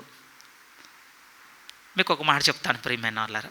ఒక వ్యక్తి ఉన్నాడు, అతని పని ఏమిటి అంటే రోజు ఒక బరువులు మోసేటువంటి పనే. ఎగ్జాంపుల్గా చెప్తున్నాను. ఇంకొకడు ఉన్నాడు, కుర్చీలో కూర్చొని సుఖపడ్డమేనండి వాని పని. ఇప్పుడు నేను ఏమంటానంటే ఒక 25 కేజీల బస్తా తీసుకొచ్చి ఈ రోజు పని మోసేవానికి ఇచ్చామనుకోండి, క్వశ్చన్ చేస్తాడనుకుంటున్నారు రేపు. రోజు చేసేదే పర్వాలేదు అంటాడండి. అదే కుర్చీలో కూర్చున్నాడు ఒకడు ఉంటాడు, మరి ఆడ బస్తాను తీసుకొచ్చి ఇంట్లో పెట్టరన్నాం అనుకోండి, ఇంకంతే సంగతి. దేవుడు కూడా అదే చెప్తున్నాడంటే ఇప్పుడు మన జీవితంలో ఈ శ్రమ గుండా తీసుకుని వెళ్తూ ఓర్పును అలవరుస్తున్నాడు. ఎందుకంటే రేపటి రోజున మనం ఎదుర్కోబోతున్న ఆ శ్రమ దగ్గర ఇక నో క్వశ్చన్స్ అండి, ఎందుకంటే మనకేం కొత్తది కాదు. అది ప్రభువులో ఎరుగున్నదే రేపు ఎదుర్కోబోతున్నాం అంతే. పోనీ ఇలా చెప్పనా, ఒకవేళ అపోస్తులే గనక రెండో రాకడకు సంబంధించినటువంటి ఆ 7 ఏళ్ళు ఎదుర్కోవాల్సి వస్తే ఎలా ఎదుర్కోబోతుండొచ్చు? లేకపోతే ఆదిమ సంఘంగా ఉంది కదా, ఆదిమ సంఘమే కనుక ఆ 7 ఏళ్ళలో ఉంటే ఎలా ఎదుర్కోబోతుండొచ్చు? వాళ్ళకు అసలు ఇక కంప్లైంట్సే లేవండి. ఎందుకంటే వాళ్ళు ఎదిగింది, వాళ్ళు నడిచింది, ప్రభువులో చనిపోయేంత వరకు కొనసాగింది ఏమిటంటే ప్రభు నామమును బట్టి శ్రమ అన్నటువంటి జీవితంనే కదా. మనం కొత్తగా వచ్చామండి, కొత్త సిద్ధాంతం లోపల తెచ్చేసామండి, కొత్త అలవాట్లు పట్టుకొచ్చేసామండి, దేవుని కూడా కొత్తగా కావాలని కోరుకుంటున్నాం. కానీ ప్రభు మనతో మాట్లాడుతున్న మాట ఏమిటి అని అంటే మన జీవితంలో అండి ఒకవైపు సఫరింగ్ త్రూ పెడుతున్నాడు టెస్ట్. నిలుస్తామా నిలవా? వీళ్ళు ప్రభుని నమ్ముకున్నారు కదా, ఈ సంవత్సరం వాళ్ళ ఎదుగుదలలో నష్టం తీసుకొని వస్తాను, ఉంటారా ఉండరా? ఎథిక్స్ అనే ఒకటి ఉంటుంది ప్రియమైన వాళ్ళ మనలో, క్రైస్తవ విలువలు. మీరు నేను శ్రమ ఎదురుగానే మార్చుకునేటట్టుగా ఉన్నామా? ఇది పోతే పోయింది పర్వాలేదు, నా ప్రభు నాతో ఉన్నాడు అన్నటువంటి నిర్ణయంలోనా? మీరు ఇంటికి వెళ్ళి కూడా లిరిక్స్ చదువుకోండి, ఎంత చక్కటి పాట, సోలిపోవలదు. అందులో 2వ చరణం, మొదటి చరణం అదే ప్రియమైన వాళ్ళ. ప్రభు నిన్ను చేర్చుకున్నాడు కదా, నీకు ఇంకేం బాధ? ఎదురైతే ఏమైంది? ఉదాహరణకు చెప్తున్నాను ప్రియమైన వాళ్ళ. ప్రభు నమ్మినప్పుడు అండి, సరే ఒక దగ్గర ఇన్వెస్ట్ చేశాం, ఇప్పుడు 10 లక్షల నష్టం వచ్చింది. ఇప్పుడు 10 లక్షలు మన జీవితంలో తిరిగి రావాలంటే ప్రభువుకు విరోధమైంది, మనం ఏదో ఒకటి చేయాల్సి వస్తుంది. చేయడానికే ఇష్టపడుతున్నామా? పోతే పోయాయి, నా ప్రభుత్వం నేను ఉంటే చాలన్నటువంటి నిర్ణయంలో మనం నిలబడ్డామా? అక్కడ ఒక హార్డ్ టెస్ట్ అని, ఈజీ టెస్ట్ ఏమి నేను అనటం లేదు. ఏమంటే మనం కష్టపడి సంపాదించింది కోల్పోవడం అనేది ఈజీ టెస్ట్ ఏం కాదండి, హార్డ్ టెస్టే. కానీ పరీక్షిస్తున్నాడు ప్రియమైన వాళ్ళ. రెండోది ఇంకెంత ప్రాబ్లమాటిక్గా తెలుసా అండి? ఇంకోటి ఏమంటున్నాడంటే ఈ జీవన సంబంధమైనటువంటి విషయంలో ఐక విచారాలు, ఇది ఈజీ టెస్ట్ అండి. మీరు బాగా ఆలోచించండి. మీరు పెరిగిన దగ్గర నుంచి కష్టాల్లోనే కొరతలోనే పుట్టి పెరిగారనుకోండి, మీకు ఆ లైఫ్ లీడ్ చేయడం పెద్ద ప్రాబ్లం ఏం అవ్వదు ప్రియమైన వాళ్ళరా. కానీ పుట్టినప్పటి నుంచి తల్లిదండ్రులు బిడ్డలు కష్టపడకూడదని వాళ్ళ సంపాదనలో వాళ్ళు కొన్ని వదులుకొనైనా సరే వాళ్ళకు అడిగిన వెంటనే కొనిచ్చి, వారు కోరుకునే వెంటనే ఇచ్చి, ఏ ఇబ్బంది ఏ కష్టం రాకుండా పెంచినట్టు వాళ్ళు సడన్గా లైఫ్ బిగిన్ అవుతుందండి ఆఫ్టర్ మ్యారేజ్. ఎంత పెయిన్ ఉంటుందో తెలుసా వాళ్ళకి లీడ్ చేయడం, చాలా పెయిన్ ఉంటుందండి. ఎక్కడ లోపం జరిగింది? ఒకటి చెప్పిన, హార్డ్ టెస్ట్ అంటే కొంచెం ఫేస్ చేయగలం, కానీ ఈజీ టెస్ట్ మోస్ట్ ప్రాబ్లమాటిక్ అండి. నిజము. ఎందుకంటే ఇది నిష్ఫలులుగా చేసి వదిలేసిందట అండి. ఆ స్టేట్మెంట్ ఎలా ఉందో తెలుసా? వీడు దేనికి పనికిరాడు, ఆశ పుట్టించి ఎందుకు పనికి రాకుండా పోవడం ఇంకా ప్రాబ్లం అండి. ముందే ఫెయిల్ అయ్యామనుకోండి, మనకు ఏమి హోప్స్ ఏమి ఉండవు. మనకు కొంచెం హోప్ జనరేట్ చేసి ఏదో ఒక రోజు పనికి వస్తుంది లేనటువంటి ఒక ఆశను రేకెత్తించి చివరికి వచ్చేసరికి ఎందుకు పనికి రాకుండా పోయిందనుకోండి, ఏం ప్రయోజనం? ఈజీ టెస్ట్ అలా ఉంటుంది ప్రియమైన అట్లా. నిజము. ఈరోజు మనం చదివిన 22వ అధ్యాయం ఆదికాండం ఎలాంటిదో తెలుసా అండి? ఒక విధంగా అబ్రహాం గారికి ఈజీ టెస్టేనండి, కానీ బిబ్లికల్ పర్స్పెక్టివ్లో అదే అత్యంత కష్టమైన పరీక్ష ప్రియమైన వాళ్ళారు. ఇవ్వకపోయినా బాగుండండి, ఇచ్చిన కొద్ది రోజులు చంపేసినా బాగుండండి. చంపేయడం అంటే వెంటనే అడిగినా బాగుండు. 30 ఏండ్లు పెరిగి కళ్ళ ముందు కనపడి ఎన్ని అంచనాలు ఉంటాయండి ఒక బిడ్డకు మీద. అది దట్టు ఒక మంచి ధనవంతుడిగా ఉండి, విస్తార సొత్తు కలిగి ఉండి, 100 ఏండ్లు వెయిట్ చేసిన తర్వాత పుట్టి. జస్ట్ ఇమాజిన్ ఆ బిడ్డ మీద ఎక్స్పెక్టేషన్స్. అందుకోసం ఏమన్నాడు, నీవు ప్రేమించిన నీ కుమారుని పట్టుకొని రా. ఇప్పుడు ఓకే, అక్కడ మనకు కనపడేది 3 దినములేనండి ఆ మొరిబా అనే పర్వతం అనేది. బట్ మీకు ఒకటి చెప్పనా ప్రియమైన వాళ్ళరా, 30 ఏండ్ల నుంచి ఓర్చుకుంటున్న వ్యక్తి అతను. 30 ఏండ్ల నుంచి దేవుని దగ్గర ఒక విచిత్రమైన పరీక్ష ఉంటుంది ప్రియమైన వాళ్ళరా. ఇది బహుశా నేను ముందే చెప్పాను, మీకు సరిగ్గా అర్థం చేయించకపోతే నన్ను క్షమించండి, బట్ నా అనుభవ రాహిత్యం అది. కానీ ఒక విచిత్రమైన పరీక్ష ఉంటుందండి. దేవుడు మనకు ఒకటి ఇచ్చాడు అని అంటే ఇచ్చిన దగ్గర నుంచి మనకు ఆలోచన ఉండాలట, ఎప్పుడైనా దీన్ని తీసుకుంటాడని. కష్టం, నాకు చెప్పడం రాలేదు, మీకు ఎలా అర్థమైందో నాకు తెలియదు, కానీ మళ్ళీ చెప్తున్నాను అదే విషయాన్ని. దేవుడు మనకు ఒకటి ఇచ్చాడు అంటే ఇచ్చిన డే 1 నుంచే ఉంటుందటండి, మనకు ఉండాలి. దీన్ని ఎప్పుడైనా తీసుకోవచ్చు ఆయన. నిజము. అలాంటిది అలవరుచుకుంటున్నానండి ఈ సంఘం పట్ల. ఒకటి ఇచ్చాడు ప్రియమైన వాళ్ళ ఈ సంఘంలో నాకు బోధించేటువంటి ఒక ధన్యత. కానీ అప్పటి నుంచి ఇప్పటికీ నా మనసు కోరుకునేది, ప్రతిసారి నా మనసుతో నేను చెప్పుకునేది ఇదే ఉంటుందండి, ఎప్పుడైనా తీసుకోవచ్చు ఆయన దీన్ని. అందుకోసమేనండి మనకు హెబ్రీ పత్రికలో చెప్పినప్పుడు కూడా మృతుల పునరుత్థానము ఒక ఆనవాలే, ఆధారమే లేనప్పుడు అబ్రహాం నమ్మాడట. ఒకసారి ఆయనతో వెళ్ళి చూస్తే చాలా లోతుగా కనపడుతుందండి ఆయన జీవితం. నన్ను బాగా ప్రశ్నించినటువంటి విషయం ఏంటంటే, ఎలా వచ్చింది నమ్మకం తిరిగి లేపుతాడని ఆధారం లేనప్పుడు? ఓర్పంతే. ఇచ్చిన దగ్గర నుంచి ఉందండి ఆయన మనసు, ఆయన తీసుకుంటాడు.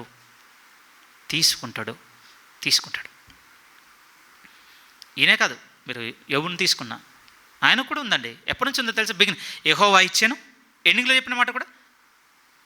వాళ్ళకి చాలా క్లారిటీ ఉంది ప్రియమైన వాళ్ళ దేవునితో నడుస్తున్నప్పుడు. మనమే చాలా క్లారిటీని కోల్పోయాం ఈరోజు. దయచేసి సూటిగా వస్తుండొచ్చు నా మాట, నన్ను క్షమించండి, కానీ ఈరోజు మీరు నేను దేవుని చేత పొందుకున్నవి మళ్ళీ ఆయన తీసుకుంటాడన్న ఆలోచనతోనే ఉన్నామా? ఒకసారి విన్నానండి, మన సమాజం మధ్య పొగడ్తకు నేను చెప్పటలేదు, కానీ దేవుడు తనకిచ్చిన దాంతో మనకు ఒక స్థలమును సిద్ధపరచడానికి ఏర్పాటు చేసిన తర్వాత సంఘం అక్కడ పట్టుకెళ్ళి చెప్పిన మాట, వాళ్ళ ఫ్యామిలీతో కూడా చెప్పుకున్న మాట, అది నిజము. ఇదొక్కటే దేవుంది, ఆయన నాకు ఇచ్చిండు, ఆయనకి ఇచ్చేస్తా, తర్వాత ఏమన్నా ఉంటే నన్ను అడగండి. ఎందుకు చెప్తున్నానో తెలుసండి, మన ఓర్పుకు మాదిరికి ముందు పెట్టుకొని పోవాలి ప్రియమైన వాళ్ళ వీళ్ళని. ఉండవలసిన మన ఆలోచన ఏంటో తెలుసా? ఓర్పు మనం ఎందుకు అలవరుచుకున్నట్టు. ఓకే, దేవుడు నన్ను బాగా దీవించాడు, మంచి జాబ్ వచ్చింది, మంచి ప్రమోషన్ వచ్చింది, ఆ రోజు నుంచి కొనుక్కున్న వాటి మీద ఎక్స్పెక్టేషనే తప్ప ఇచ్చిన దేవుడు ఏదో ఒక రోజు దీన్ని తీసేస్తాడు అనుకుంటున్నామా మనం? లేదండి, ఓర్పు ఎంచి వస్తుంది మనకి, ఇంకా రాదు ప్రియమైన వాళ్ళరా. మీరు ఒకదాన్ని స్టార్ట్ చేశారు, కంపెనీయో బిజినెస్సో ఇంకో క్లినికో ఏదో ఒకటి మీరు పెట్టుకోండి, మీ ఇష్టం, మీకున్నవి. అది ఇచ్చినాడు దేవుడు అని మొదటి రోజు అన్నాం కదా, ఆ రోజు నుంచే మీలో నాలో డెవలప్ అవ్వాల్సిన మొదటి ఆలోచన ఏంటంటే, ఏదో ఒక రోజు మళ్ళీ తీసుకుంటాడు ఆయన. అయ్యో, నేను ఇంత కష్టపడి దీని మీద ఇంత ఇన్వెస్ట్ చేసిన, ఎవరిదా ఇన్వెస్ట్మెంట్ అంతా? భక్తుడైన దావీదు ఒక మాట అన్నాడు, నీ స్వసంపాద్యంలో నీకు ఇచ్చాను తప్ప మాదేది ఇక్కడ, మాదేది? ఈ ఈ ఈ నడవడిక మన యందు ఏం అలవరుస్తుంది అంటే ఓర్పును తీసుకొస్తుంది ప్రియమైన వాళ్ళారా. నిజము. శ్రమ, ఓర్పును, ఆ ఓర్పే ఒక నిరూపింపబడినటువంటి క్యారెక్టర్ అండి. అలాంటి దారి గుండా బయటకు వచ్చినోడు నిజంగా నిలబడి నమ్ముతాడు ప్రియమైన వాళ్ళ, చెదిరిపోరు. అందుకోసం సంఘంలో నూతన నిబంధనలో కూడా సంఘానికి ఇచ్చిన ఆజ్ఞ ఏంటంటే, నువ్వు ఎవరికైనా రెస్పాన్సిబిలిటీ ఇస్తున్నావంటే చర్చ్లో కొత్తోనికి ఇయ్యకన్నాడండి. వాడు నూతనముగా చేరిన వాడే ఉండకూడదు. ఎందుకు? ప్రూవన్ క్యారెక్టర్ లేదు, నిరూపింపబడినటువంటి జీవితం అతను ఎందుకు కనపడటం లేదు. నీ నుంచి బిగినింగ్ నుంచి ఎవరైతే ఉన్నారో వారు నువ్వు కనిపెట్టుకొని ఉన్నావు, అన్నిట్లో చూసావు. నష్టంలో సంఘంలో ఉన్నారు, లాభంలో సంఘంలో ఉన్నారు, దుఃఖంలో సంఘంలో ఉన్నారు, సంతోషంలో సంఘంలో. అలాంటి వారు వాళ్ళలో ఏం కనపడిందంటే నిరూపింపబడినటువంటి క్యారెక్టర్ అండి. మనకైతే వీళ్ళు ఎంత భక్తిపరులని మనకు కనపడుతుంది, కానీ అటువైపు వెళ్ళి మాట్లాడితే వాళ్ళలో ఉండి ఎంత ఓర్చుకొని ఉండొచ్చు ఆ పరిస్థితుల్ని. ఇప్పటి వరకు నేను మీతో మాట్లాడిందండి ప్రజెంట్ లైఫ్ గురించే, కానీ మన ఓర్పులో ఇంకొక సెక్షన్ ఉంది ప్రియమైన వాళ్ళారా.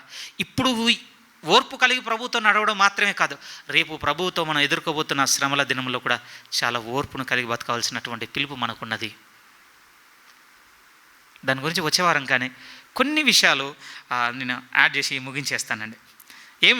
ఏమి యాడ్ చేద్దాం అనుకుంటున్నానంటే, ఇంకొంచెం స్థిరంగా అసలు ప్రభువులో మాకు ఓర్పు మా యందు కనపడాలన్నా, అలవడాలన్నా అసలు ఏముండాలి అని అంటే కొన్ని వాక్యాలు చూద్దామండి. చాలా ముఖ్యమైన వాక్యాలు. అపోస్తల కార్యంలోనికి మీరు వస్తే కొన్ని ఉపయోగపడేటువంటి విషయాలు చూపించి ముగించేస్తానండి. అపోస్తల కార్యములు 11వ అధ్యాయంలోనికి మీరు వస్తే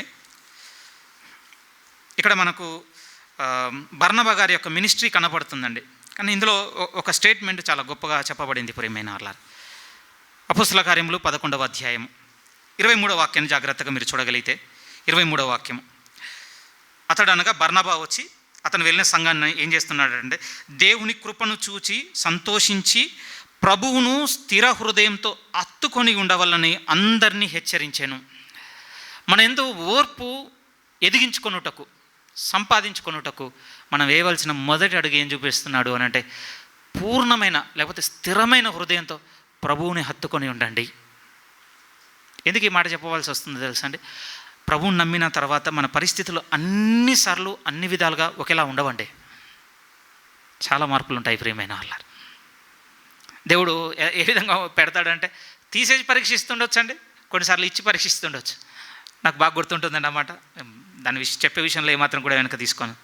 ప్రభులో బలపడుతున్నప్పుడు బాగా స్థిరంగా చెప్పింది, ఇప్పుడు నిలబడ్డం కాదు కర్ణాకర్, ఇప్పుడు నువ్వు నిలబడతావు. ఎందుకంటే నీకు బాగా ఇబ్బందులు ఉండి చాలని దాంతో నువ్వు ఉన్నావు కనుక, నలుగుతున్నావు కనుక ఉంటావు అక్కడ హ్యాంగ్ అయ్యి. కానీ ఇప్పుడు కాదు, నీకు రియల్ టెస్ట్ ఎప్పుడు బిగిన్ అవుతుందంటే, సేవ పేరు మీద అనేకులు వచ్చి నీ ముందు ఫ్లడ్ చేస్తారు ఇక డబ్బు, ఇగో ఇది సేవ నిమిత్తం, అది సేవ నిమిత్తం. బిగిన్ అయిందిలేండి, మీరు కూడా మొదలు పెట్టేశారు కదా. ఇప్పుడు రియల్ టెస్ట్ నీకు మొదలవుద్ది. ఏమీ లేనప్పుడు నిలబడ్డం కాదు, ఏమీ లేనప్పుడు నువ్వు మనీకి అగెయిన్స్ట్గా, మనీకి తీసుకునేటువంటి ప్రీచర్కి అగెయిన్స్ట్గా నువ్వు కామెంట్ చేయగలుగుతావు. కానీ అసలు రియల్ టెస్ట్ ఎప్పుడు ఉంటుందో, నిన్ను కూడా నీ దగ్గర కూడా వస్తుంది కర్ణాకర్ డబ్బు. నిజం. ఒకసారి పలుమార్లు చెప్పింది ఎవరు అనుకుంటారో సంకాపరే. నిజం. ఆ రోజు వస్తుంది నీ లైఫ్లోనికి, అప్పుడు ఉంటుంది నీకు. అదే చెప్తున్నాను, తీసి పరీక్షిస్తాడండి దేవుడు, ఇచ్చి కూడా పరీక్షిస్తాడు. నిజం ప్రియమైన వాళ్ళ. ఈ తీసేసిన ఇచ్చిన ఎలాంటి మనసులు అంటే స్థిర హృదయంతో ప్రభువుని హత్తుకొని ఉండండి.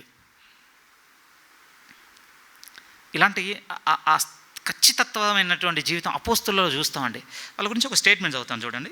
కొరింథీయులకు రాస్తున్న 2వ పత్రికలోనికి మీరు వస్తే, కొరింథీయులకు రాస్తున్న 2వ పత్రిక 12వ అధ్యాయం, కొరింథీయులకు రాస్తున్న 2వ పత్రిక 12వ అధ్యాయం 12వ వాక్యం చూడండి, చాలా అద్భుతంగా ఉంటుంది.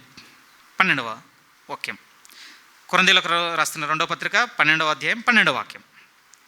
వాస్తవానికంటే మనం 9 నుంచి చూస్తే మొత్తం సఫరింగ్ గురించి మాట్లాడతాడు పౌలు గారు.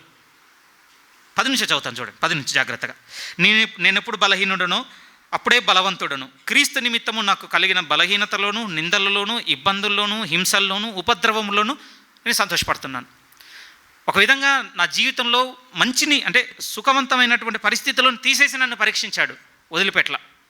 ఇప్పుడు 12 కూడా చూడండి, అలాగే కిందకు వచ్చి 12 చూస్తే, సూచక్రియల చేతను అద్భుతములను మహత్కార్యముల చేతను చేయుట వలను అపోస్తుల చిహ్నములు పూర్ణమైన ఓర్మితో మీ మధ్య నిజముగా కనపరచబడెను.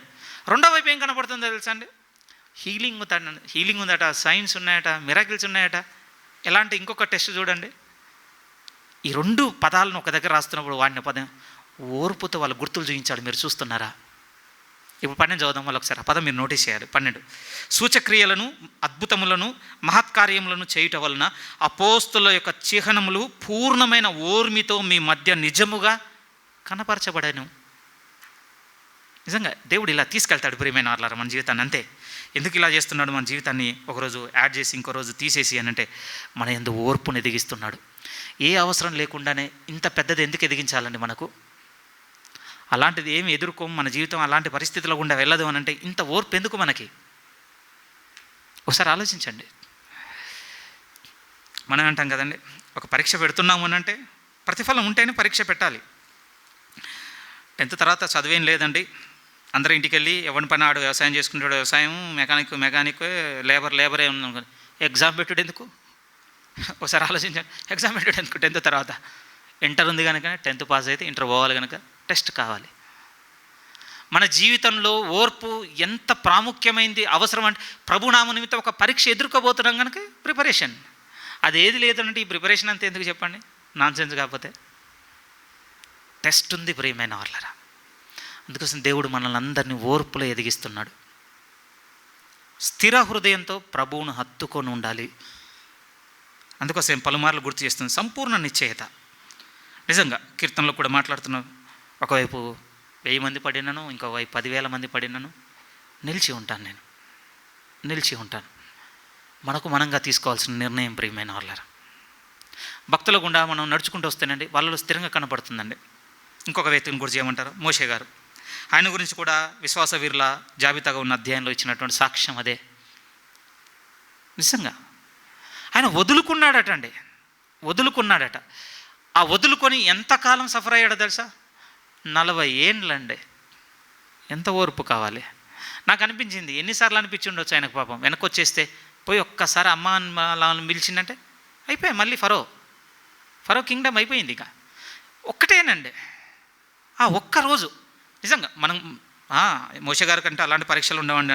మీరు ఒకసారి ఆలోచించండి. చెడు చూడొద్దని మనం అనుకుని ఉండొచ్చు. ఎన్నిసార్లు మనం ఇబ్బంది పెట్టవలేదండి మానసికంగా. ఫోన్ తీసుకోగానే, ఇంటర్నెట్ ఓపెన్ చేయగానే. అది యూత్తో చెప్తున్నమాట, పెద్దోళ్ళతో ఇంకోటి మీకున్నాయి కదా, మీకు ఎన్నిసార్లు. ఈరోజు మనం ఒక నిర్ణయం తీసుకుని ఇది వదిలేస్తాను ప్రభు అని చెప్పిపోవడం, పోయిన తర్వాత రేపు నుంచే మనసు ఆరాటపడడం, అది చేయాలని మనల్ని ఒత్తిడి చేయడం ఎన్నిసార్లు ఎదుర్కోలేదు? 2-3 రోజులకి మనకి ఆయన 40 ఏండ్లు ఉన్నాడండి. మళ్ళీ వెనక్కి రాకుండా అరణ్యంలో మొగం లేదని మీరు అనుకుంటున్నారా? అంత కాదు ప్రియమైన వాళ్ళ, వెళ్ళగలడు. అందుకోసమే అన్నాడండి హెబ్రీ 11. ఒకసారి ఆయన గురించి చదువుదాం ప్రియమైన వాళ్ళ. హెబ్రీ 11 23వ వాక్యం నుంచి జాగ్రత్తగా మీరు చూడగలిగితే 23. మోషే పుట్టినప్పుడు, హెబ్రీలకు రాసిన పత్రిక 11. కొంచెం సమయం తీసుకున్నాను, క్షమించండి. ఒక 5 నిమిషాలు ముగించేస్తాను. హెబ్రీ 11:23 నుంచి. మోషే పుట్టినప్పుడు అతని తల్లిదండ్రులు ఆ శిశువు సుందరుడై ఉండుట చూచి విశ్వాసమును బట్టి రాజాజ్ఞకు భయపడక 3 మాసములు అతన్ని దాచిపెట్టిరి. ఆ తర్వాత మోషే పెద్దవాడైనప్పుడు విశ్వాసమును బట్టి ఐగుప్తు ధనము కంటే క్రీస్తు విషయమైన నింద గొప్ప భాగ్యమును ఎంచుకొని అల్పకాలము పాప భోగము అనుభవించుట కంటే దేవుని ప్రజలతో శ్రమ అనుభవించుట మేలని యోచించి ఫరో యొక్క కుమార్తె యొక్క కుమారుడని అనిపించుకున్నట్టుకు ఒప్పుకొనలేదు. ఆ మాట క్లియర్గా ఉంది కదండి. మళ్ళీ వెనకొచ్చి ఎస్ అంటే అయిపోయేదండి. కానీ ముందున్న మాట ఏంటో తెలుసా? అనుభవించుటకు నిర్ణయం తీసుకున్నాడట. మనకు తెలుగులో క్లియర్గా లేదు, కానీ ఇంగ్లీష్లో అయితే ఆ పదం కనపడుతుంది. ప్రేమ సహించుకోవడానికి, ఓర్చుకోవడానికి, నిజంగా నిలిచి ఉండడానికి నిర్ణయం తీసుకున్నాడటండి. అక్కడ మనం నేర్చుకోవాల్సిన రెండో అడుగు ఏమిటి అంటే విశ్వాసమును బట్టి క్రీస్తు విషయమైనటువంటి ఒకదాన్ని చూడగలిగాడటండి. పుట్టకముందే విశ్వాసమును బట్టి చూడగలిగాడట. ఎందుకు 40 సంవత్సరములు అరణ్యంలో అంతా ఓర్చుకున్నారు మోషే గారంటే ఇక్కడ ఆయన మనకి ఇస్తున్నటువంటి సాక్ష్యం ఏంటంటే నేను విశ్వాసమును బట్టి యేసుక్రీస్తు విషయమైనటువంటి నిందని నేను చూడగలిగి ఉన్నాను. రెండవ ముఖ్యమైనది ఓర్పు మన ఎందు ఎదుగుటకు రెండవ సూచన ఏమి దేవుడు చూపిస్తున్నాడంటే విశ్వాసమును బట్టి దేవుని ఇప్పుడు మీరు చూడండి. ఆయన చూస్తేనే ఓర్వగలమండి. ఇప్పుడు ఒకవేళ ఎలాగా మోషే గారు మన పక్కన ఉంటే మనం ఇప్పుడు అడగగలిగితే ఆయన ఇచ్చే మాట ఏంటో తెలుసా? ఎలా ఓర్చుకున్నాను, ఆ 40 ఏళ్ళు వెనక్కి రాకుండా ఇశ్రాయేలుతో శ్రమ అనుభవించడం కంటే నేను విశ్వాసం బట్టి యేసుక్రీస్తుని చూస్తున్నాను. మనకు కూడా అదే గుర్తు ప్రియమైన వాళ్ళారా. రెండో గుర్తు ఏమిటంటే, మొదటి స్థిర హృదయంతో ఆయన అత్తుకోవడం అయితే, రెండోది ఏంటంటే విశ్వాసంతో ప్రభువు విషయంలో మనం చూడగలగాలి.